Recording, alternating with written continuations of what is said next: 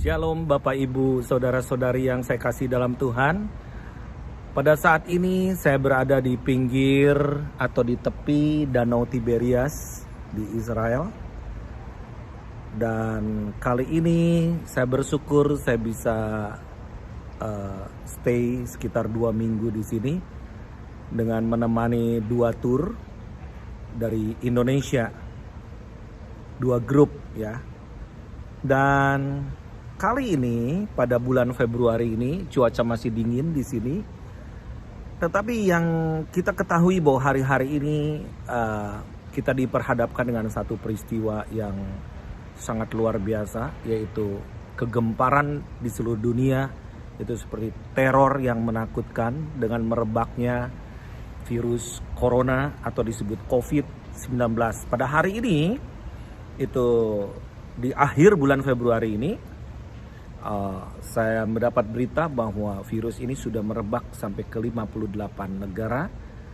Dan ini juga berdampak sampai ke negara Israel di sini, di mana banyak orang-orang yang ketakutan, bahkan sangat lucu sekali bahwa mereka tidak tahu bahwa kami dari Indonesia. Dan sementara sampai hari ini Indonesia ini bebas dari virus corona, dan itu suatu anugerah daripada Tuhan yang luar biasa bagi bangsa kita. Tetapi mereka tidak bisa membedakan dari muka kita bagaimana mereka menganggap bahwa kita ini mungkin dari Cina, dari Korea dan sebagainya. Nah, saya lihat grup-grup dari Korea itu sudah menyusut, bahkan tidak ada sama sekali. Dan di border ada juga pembatasan kedatangan ya, bahwa dari negara-negara yang ada dampak daripada virus corona ini dilarang masuk ya. Nah, jadi Bapak Ibu sekalian, dalam trip ini saya coba menyimak di dalam situasi yang ada, dan saya menyerap hati Tuhan, dan saya berkesempatan saya berdoa di Sukat Halel di House of Prayer di Yerusalem di sini. Dan saya bertemu dengan hambanya Rick Ridings dan juga Morris Clark, dan mereka adalah pemuji penyembah Tuhan yang luar biasa. Mereka orang-orang yang intim dengan Tuhan. Jadi kami berdoa di sini, dan juga saya secara pribadi saya menyendiri 3 hari saya berdoa di kota Yerusalem. Dan saat itu saya bisa berkenan duduk di tembok Yerusalem sambil memandang daripada kota Yerusalem di malam hari, pas kebetulan hari itu adalah hari Sabat. Nah, waktu ketika saya berdoa di situ, dan saya lalu ketika saya duduk berdiam diri, maka sepertinya seolah-olah jiwa saya tergoncang, karena itu seperti ada suatu suara Tuhan sendiri, dan itu firman Tuhan yang berbicara di dalam roh saya dan menjadi rema di dalam kehidupan saya mengenai masanya sudah tiba. Dan saya katakan, Tuhan, apa masanya yang sudah tiba? Ini adalah kegoncangan yang skala dunia.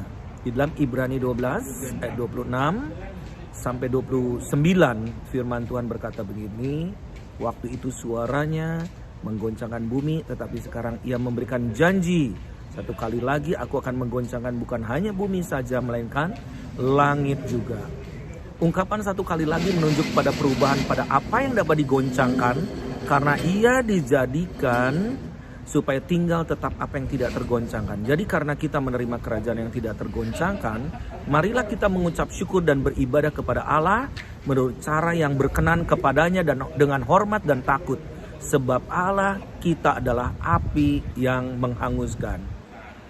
Jadi dalam situasi pada saat ini ketika kegoncangan terjadi, kepanikan dan ketakutan melanda ke seluruh dunia, bahkan bangsa-bangsa di dunia. Jadi Tuhan memberikan satu peringatan kepada kita, be aware. Supaya kita harus aware, karena kita sedang memasuki satu masa yang disebut peperangan rohani yang terbesar. Nah, Bapak Ibu sekalian, apa sebetulnya yang sedang terjadi? Ini adalah satu masa bahwa kita sedang memasuki satu zaman yang baru. Kalau kita renungkan di dalam firman Tuhan di dalam Matius 24 ayat yang ke-8, di situ adalah di mana Yesus mengatakan kepada murid-muridnya ketika murid-muridnya bertanya, kapan masanya, kapan itu end of the di akhir daripada dunia ini. Maka Yesus menjawab di dalam Matius 24 ayat ke-8, akan tetapi semuanya itu barulah permulaan penderitaan menjelang zaman baru. Zaman baru ini bahasa Inggrisnya New Age. Jadi istilah New Age ini adalah dipakai oleh Tuhan Yesus pertama kali. Nah, tetapi segala sesuatu itu bisa terjadi, peperangan, penderitaan dan sebagainya, gempa bumi di berbagai tempat dan sebagainya. Itu di sini dikatakan itu semuanya just the beginning, permulaan mengenai penderitaan menjelang zaman baru. Dikatakan penderitaan ini apa? Penderitaan di sini bentuknya seperti apa? Ternyata penderitaan di sini mengandung arti yang namanya rasa sakit bersalin yang hebat melanda seluruh dunia. Nah, jadi Bapak Ibu sekalian, kalau kita melihat ada suatu merebaknya suatu virus ke seluruh dunia, ini adalah sebetulnya just the beginning, merupakan satu gelombang tsunami yang mengakibatkan krisis-krisis berikutnya yang melanda dunia, seperti crash ekonomi, di mana ekonomi goncang, impor dan ekspor seolah-olah di stop, dan di mana harga makanan akan melambung tinggi dan pengangguran terjadi di mana-mana. Nah, Bapak Ibu sekalian, situasi ini mau tidak mau kita sedang hadapi pada saat ini. Kita tidak bisa lalui hal masa seperti ini. Bahkan kita juga tidak dapat menghindar dari kegoncangan ini. Tetapi firman Tuhan katakan jangan takut, kalau kita berdiri di atas firman Tuhan, maka kita ada di dalam kerajaan Allah, di mana kita tidak akan tergoncangkan. Bapak Ibu sekalian, bahwa kenapa saya katakan bahwa this is just the beginning. Kalau kita lihat di dalam kitab Wahyu pasal yang ke-6 ayat ke-1 sampai ayat yang ke-8, itu ada 4 kuda dikatakan, di mana meterai pertama dibuka di dalam ayat 1 dan 2. Itu ada kuda putih. Kuda putih itu berbicara mengenai antikris. Dan kita akan melihat age ke depan, di dalam masa-masa ini kita akan melihat bagaimana antikris ini akan muncul. Bapak Ibu sekalian, rohnya ada di mana-mana sekarang. Tetapi kita lihat juga bahwa nubuatan ini sedang digenapi. Di dalam Wahyu 6 ayat yang ketiga dan keempat, meterai kedua dibuka, itu kuda merah padam. Itu berbicara mengenai peperangan, di mana damai sejahtera itu akan diambil dari bumi. Damai sejahtera itu hal yang mahal sekali, yang setiap orang membutuhkan, karena setiap orang sedang mengalami ketakutan. Tidak ada kedamaian, satu dengan yang lain saling mencurigai satu dengan yang lain. Nah, materai ketiga itu berbicara mengenai kuda hitam. Itu terjadinya krisis ekonomi. Dikatakan di dalam firman Tuhan bahwa secupak gandum sedinar, 3 cupak jelai sedinar. Sedinar itu harga upah sehari, hanya bisa makan 1 kali. Bapak Ibu sekalian, jangan kaget, segala sesuatunya itu akan digenapi. Segala nubuatan itu akan terjadi. Di dalam Wahyu 6 ayat 7 dan 8, materai keempat dibuka. Itu berbicara mengenai kuda hijau kuning. Itu berbicara mengenai roh maut, the shadow of death. Itu berbicara mengenai kematian, ada kelaparan, sampar dan binatang buas. Nah, kalau kita melihat pada saat ini, virus ini adalah berbicara mengenai sampar. Dan kita melihat binatang buas ini yang juga bukan sekedar binatang-binatang buas yang berkeliaran di kota, tetapi ada binatang-binatang sangat kecil, dan itu bisa menjadi satu wabah. Itu bisa menjadi HIV, AIDS, virus-virus yang mematikan seperti Ebola, SARS, dan pada saat ini yang kita sedang hadapi adalah COVID-19. Jadi bagaimana menghadapi hari-hari ke depan? Bapak Ibu sekalian, ada janji firman Tuhan, dan firman Tuhan itu berbicara mengenai kerajaan Allah, dan orang yang tinggal di dalam kerajaan Allah tidak akan tergoncangkan, karena kita berdiri di atas kerajaan yang tidak pernah tergoncangkan. Dan firman Tuhan itu ya dan amin. Tuhan itu pasti menggenapi akan firman-Nya. Dan ini masanya kita ngelihat bahwa anak-anak Tuhan akan dibawa, diangkat oleh Tuhan menjadi terang seperti matahari. Akan banyak kesaksian demi kesaksian, di mana Injil akan diberitakan di seluruh dunia, menjadi kesaksian buat semua bangsa sebelum sesuatunya akan terjadi. Bapak Ibu sekalian, yang pertama adalah jangan keluar dari kasih karunia. Darah Yesus cukup bagi kita. Kalau kita melihat bahwa Indonesia juga dilindungi dari virus ini, itu semua kan ada benteng Tuhan atas bangsa kita. Di dalam Ibrani 12 ayat ke-15 dikatakan, jagalah supaya jangan ada seorang pun menjauhkan diri dari kasih karunia Allah, agar jangan tumbuh akar pahit yang menimbulkan kerusuhan yang mencemarkan banyak orang.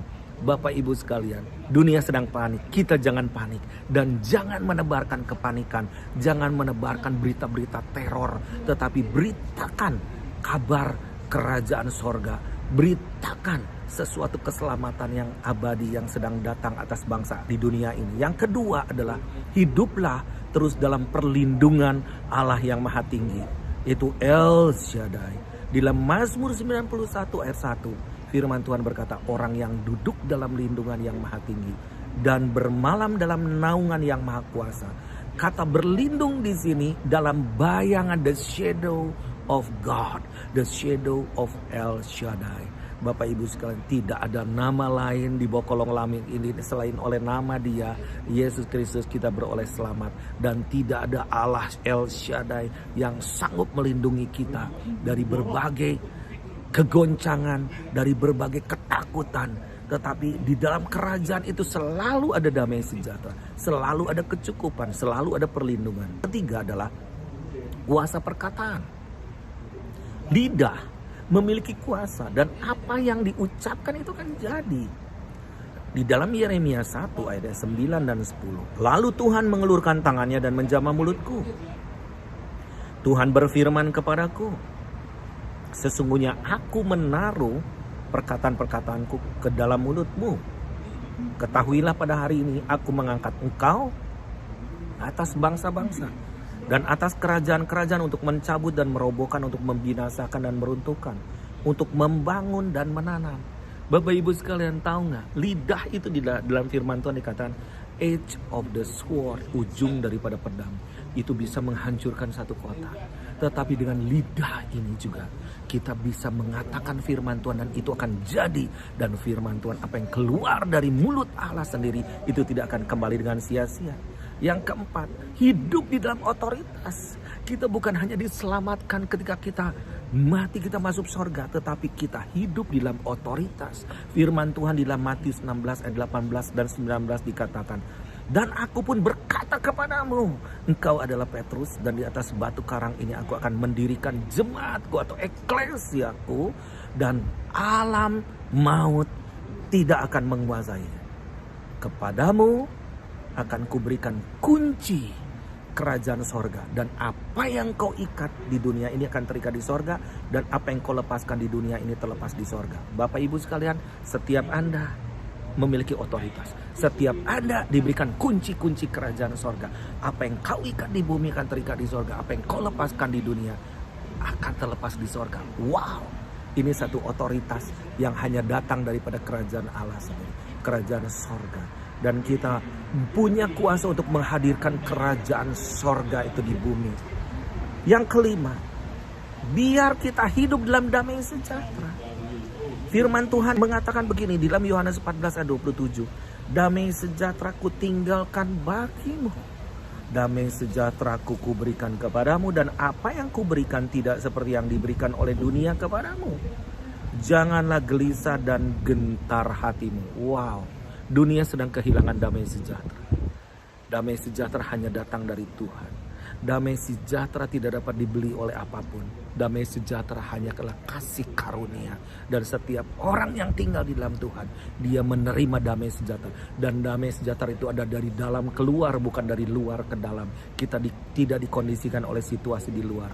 Tetapi damai sejahtera itu akan memelihara hati kita dan hidup kita. Jadi Yesus sudah bangkit. Dan Yesus katakan, hai maut, di manakah sengatmu? Jadi maut itu sudah dikalahkan. Yang keenam terakhir, di dalam masa yang menghadapi kita krisis, kegoncangan skala dunia, Tuhan sudah janjikan kepada kita bahwa berkat itu akan terus turun atas hidup kita. Yaitu siapkan lumbung untuk tuaian yang besar. Di dalam Ulangan 28 ayat 8, Tuhan akan memerintahkan berkat ke atasmu di dalam lumbungmu dan di dalam segala usahamu, Ia akan memberkati engkau di negeri yang diberikan kepadamu oleh Tuhan Allahmu. Minta hikmat pada hari ini. Di dalam masa-masa kita menghadapi krisis apapun, saya katakan bahwa kerajaan Allah tidak pernah krisis. Tidak pernah mengalami kekurangan apapun. Kerajaan Allah penuh kelimpahan. Minta hikmat daripada Tuhan, tetapi kita di dalam masa ini, kita harus mempersiapkan diri untuk mempersiapkan lumbung. Untuk apa lumbung itu? Ketika krisis datang, kita akan tetap menabur. Menabur, menuai. Menabur, menuai. Menabur, menuai. Dan Bapak Ibu sekalian, lumbung itu berbicara tempat persediaan. Ketika krisis, kita tidak akan mengalami krisis karena ada tempat persediaan. Tetapi yang kedua, siklus daripada tuaian itu harus ada proses yang namanya menabur. Di masa krisis, kita pun akan tetap menabur dan kita akan menjadi orang yang diberkati untuk memberkati banyak orang. Dan kita percaya ini masanya di mana tuaian besar sedang terjadi dan kemuliaan Tuhan akan dinyatakan atas hidup saudara, hidup saya, keluarga saudara, atas umatnya. Dan ini adalah menjadi satu gelombang kesaksian yang besar di mana pintu kesaksian, pintu Injil keselamatan akan dibukakan ke seluruh dunia, ke seluruh bangsa, ke setiap suku, dan Maranatha, Tuhan Yesus akan datang segera. Kiranya Tuhan memberkati dan damai sejahtera tetap menyertai kita semua dan hidup di dalam kelimpahan kasih karunia daripada Tuhan. Apapun situasinya, jangan lihat ke belakang. Lihat masa depan itu selalu ada. Dan Tuhan adalah masa depan kita. Tuhan adalah harta yang sesungguhnya di dalam kehidupan kita. Terima mujizat Tuhan dan lakukan banyak mujizat dimanapun Anda berada. Di tempat kerjamu, di pelayananmu, engkau akan menjadi tanda mujizat. Yaitu tanda kerajaan Allah hadir di antara manusia. Tuhan memberkati. Shalom.